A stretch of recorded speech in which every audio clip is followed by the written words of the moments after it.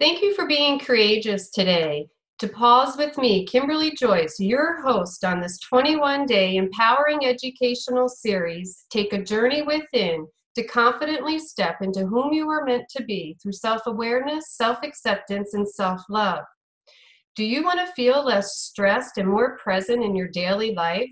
Do you want more confidence as you walk through the ebbs and flows of your daily routine? It is time for you to take responsibility for your life and realize your life is a product of your choices and the environment around you. Are you feeling disconnected from yourself? Today, I am grateful to be joined with Ayurvedic spiritual holistic practitioner Jutta Hecht.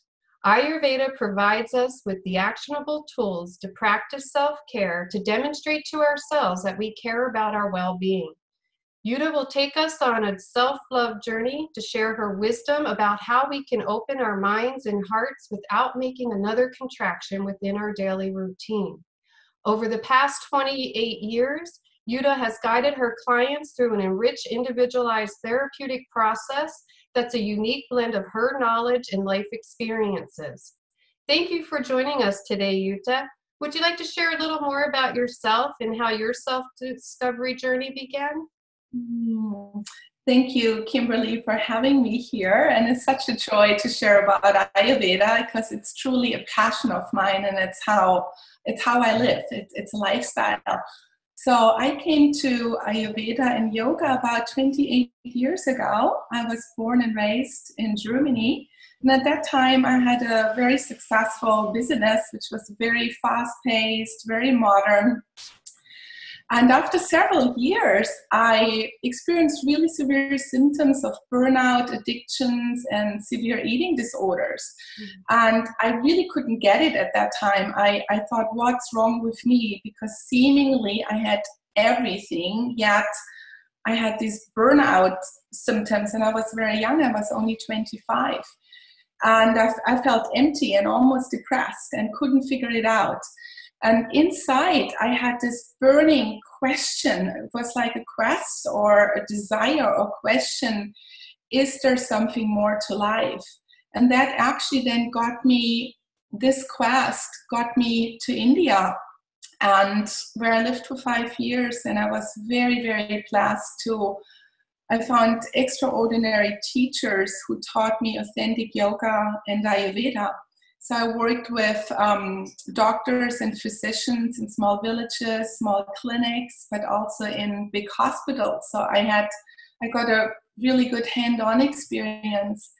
And one of my main teachers was A.G. Mohan and his wife Indra.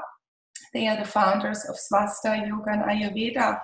And they really, really opened my eyes what healing is, and that there's so much more to life than just my human existence. So I feel very blessed.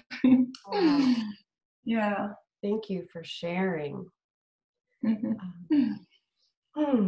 What is your perception or definition of self-love? What does that look like for you? That's such a good question, especially self-love. It seems like it's such a buzzword nowadays. Yeah. So for me, self-love, it has actually two components.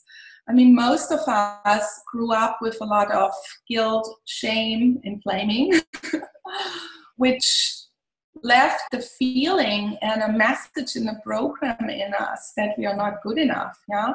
So messages like, oh, you're too tall, or you're not pretty enough, or you're too stupid, or you're not fast enough, or you don't make enough money, or you never will find the right girlfriend, or my German accent is too thick.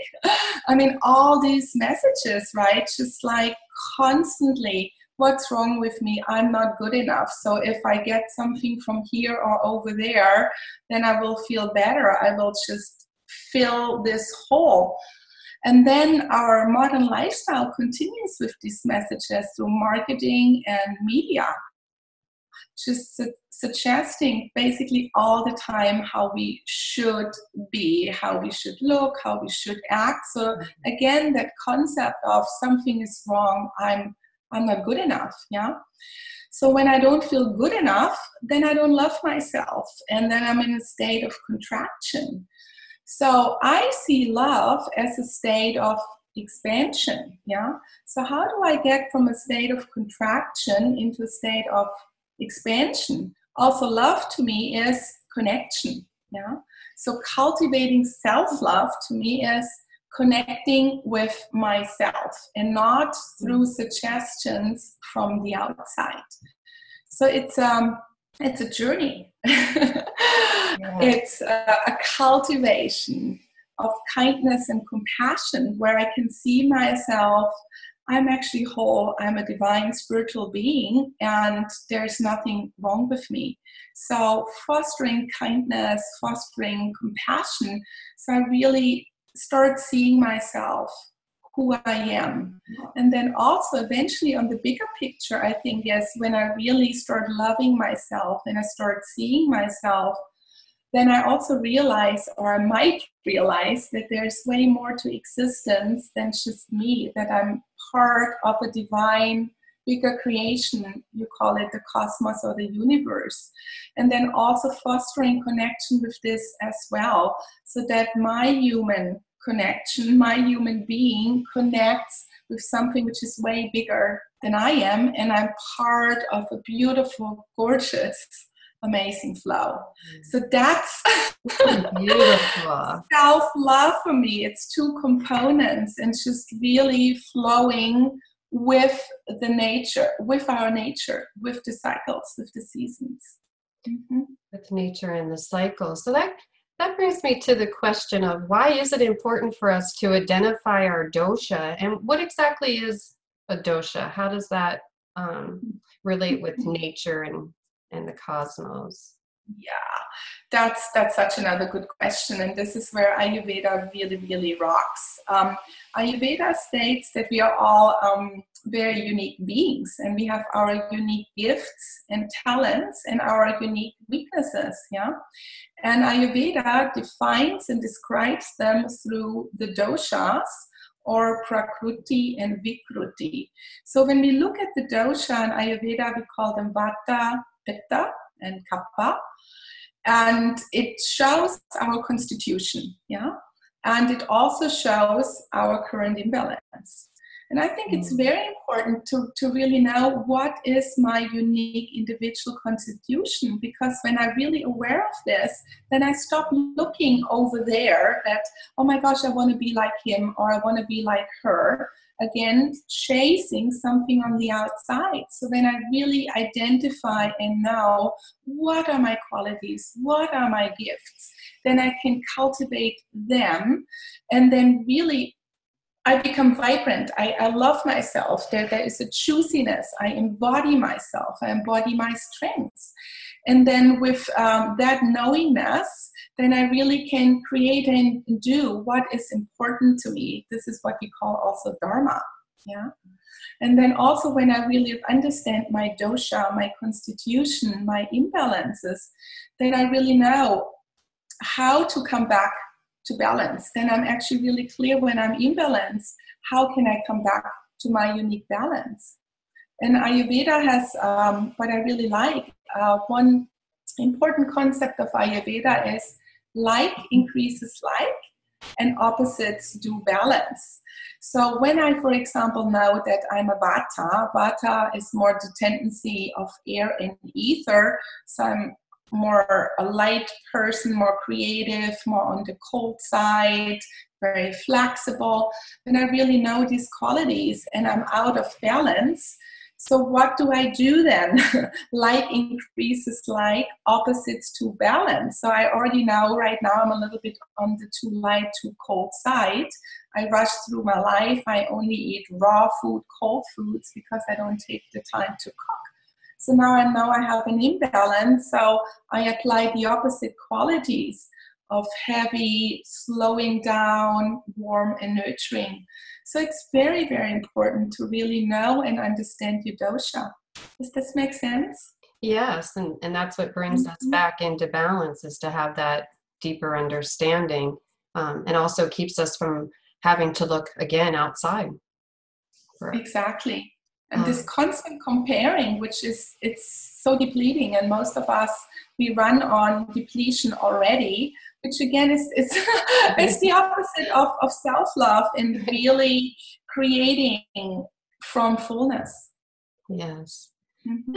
And that kind of leads me into the next question, because to bring ourselves back into balance, we really have to be mindful throughout our entire daily routine. And also just making sure that we're not getting stuck in our thoughts and our patterns. Mm-hmm. Why do you feel that mindfulness is an essential part of our daily routine? I think it's hugely important.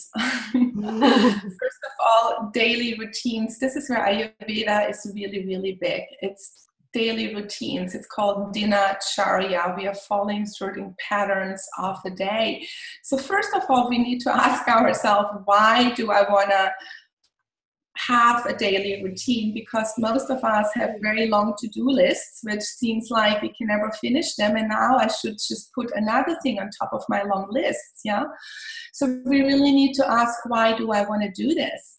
And basically, to become really clear, I want to repattern my belief system that I'm not good enough. Yeah, so I want to add or cultivate a self-care, self-love routine to love myself, to repattern I'm not good enough into wholeness and self-love. So that's very, very important. And why do we want to do this mindfully? Again, love. I think that love is connection. And when I do things rushed, then I'm not really connected with myself or the environment. I just do them very, very mechanically. So when I start cultivating to slow down and feel within, then I'm present, then I'm mindful, and I create a connection. I create a connection with myself, yeah? And from there, the self-love comes. Otherwise, it's just another chore, which leads to more overwhelm, more stress, more contraction again. Yeah. Yes. And also, why do we want to do this daily? To create new habits. First of all, we want to create new habits, right? And to create new habits, it's said it takes at least 21 days. So we want to cultivate this daily to create these new habits. And then when we start feeling better, just I'm more in love with myself, I feel more vibrant, I'm healthier, I'm enthusiastic, I have all this energy, then I want to make sure that I really establish this, that it's not getting taken away again. So that's why we want to do this daily. And then ideally also in the morning. Ayurveda is really big on having this self-care routines in the mornings. And that makes a lot of sense because so often we sleep in, right? We just think, oh, just another 5 more minutes, that will save my day, I will feel so much better. But often then the result is that we rush. It's like, oh my goodness, now I don't have enough time to enjoy my breakfast or my shower. So we rush out of bed, shower, maybe gulp down our coffee, rush through the door or stuck in traffic, and then a full day just piles up. And it's just stress and contraction. So Ayurveda says, if we really start taking that time, making the priority, and take a little time in the morning to cultivate self-love through our specific routines, then I start with a foundation of I'm in my core, I feel calm, I feel centered, there's tranquility, I'm nourishing myself, I'm creating fullness, and now I'm ready for my day because hopefully my day is really beautiful and very smooth and everything is happy. And so often there's a lot of chaos and a lot of fullness, right? But when I start my days with this fullness and oxytocin and juiciness, then I can handle everything so much better because I stay in my center. And I operate from fullness instead of creating more depletion and more chaos and more stress. Wow. Yeah. Powerful. It is powerful, yeah. But we tend to spend our life in a fight or flight. We have that overdrive activated all the time. You did mention about oxytocin. these are our happy brain chemicals, the oxytocin, serotonin, endorphins, and dopamine. Mhm. How do you, or what part of those happy brain chemicals in Ayurveda are more maybe important or get activated more? Like what is your focus out of those four happy brain chemicals? I would say it's probably oxytocin because it's the love hormone and it just feels good, right? And it's juicy and it's the opposite of these very trying stress hormones like cortisol and, my goodness, adrenaline, yeah? These are very trying hormones, whereas oxytocin, it's very, very juicy. So it balances the dryness of the stress hormones. So I really like to focus on this. And the way I like to focus it is in my own practice, and also how I teach and educate my clients, do an Abhyanga in the morning. So what is an Abhyanga? Abhyanga is a self-massage. And here I'm talking, it can just last a minute or two. If you have a little bit more time, you can spend 5 to 10 minutes. It's applying warm oils on your body just before you shower. And that creates a lot of oxytocin. I mean, first of all, it's the touch. Touch creates oxytocin. And then also you're nurturing yourself. There is this warm oil and it creates connection and also lubrication. So the joints are getting lubricated, your whole system, it's getting circulated, and it helps with inflammation. So I would say it's, for me, probably it's oxytocin. Yeah. Thank you. Is there anything else that you would like to say in closing, or any offer? Yeah, my goodness. So there's so many self-care routines in Ayurveda, and some of them are really important. And often when I teach my students or my clients, they go, "Oh my goodness, now I have to get up at 4:30 in the morning to do them all." And this is not how it works, because in the beginning we're usually very enthusiastic and want to do it all, right? And that lasts a week or two, and then we are fed up with it. So my experience is to really make lasting changes, just pick one or two items, yeah? And be sure that you actually can do them and you want to do them, so it's not another stressor. And then create a continuation and stick with it for 21 days, and then you just will feel better, and then you might add another one to it. So it's better to start in what I call baby steps. Pick one or two and really start cultivating them, instead of just, I want to do it all right, and then fail again. And what you cultivate then, I'm failing again. See, I'm not good enough. Yeah. Right. So I think that's one of my best advices to give. Baby steps forward, but they're powerful. I like that. Well, thank you, Jutta, for taking the time to join the Empowering Educational Summit to share your knowledge and wisdom with us today. Thank you for listening. Remember to take action towards self-love by clicking the link in your email to receive your free heart gift. Jutta is generously offering a free spiritual Ayurvedic consultation and individual program. When we take action in the direction of health and balance, we demonstrate to ourselves that we care about our well-being. Remember, take action to love yourself. We are born to exist in this world in a unique way. Enjoy.